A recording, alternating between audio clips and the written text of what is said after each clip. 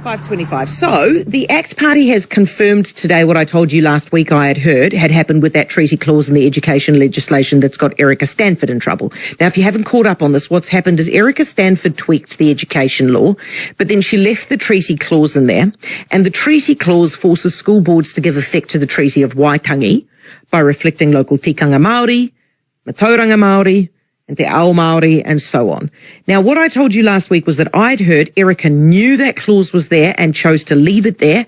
ACT asked her to take it out. She didn't want to take it out, so they've struck a compromise. The compromise is they're going to send it to Paul Goldsmith, and he's going to review all the treaty clauses and all the laws. David Seymour has basically confirmed today publicly that that is what happened. Now, this is not a good look for National, because regardless of what you think of that treaty clause and whether you want it out or not, a lot of National Party voters, New Zealand First voters and ACT Party voters probably expected that clause to come out because that was in the coalition agreement with New Zealand First. Now, what National can say in its defence is that they never promised to get rid of them. They promised to get rid of them or rewrite them. And there's the wriggle.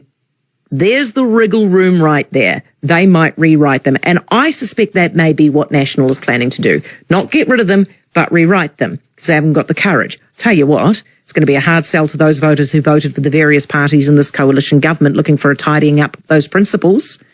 And they're going to be told those principles are staying there, they're just being rewritten. I suspect that's a fair few voters who are going to be a little bit upset about that. Plus, it's double handling. It's untidy. Could have been one minister tidying up the bill, taking out the principle. Now it's two ministers tidying up the bill. And on top of that, National looking publicly like it's going soft.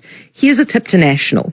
Do it properly the first time. If you don't do it properly the first time, it just looks like you're getting dragged to it by your minor coalition partner. Heather Plessis-Allan.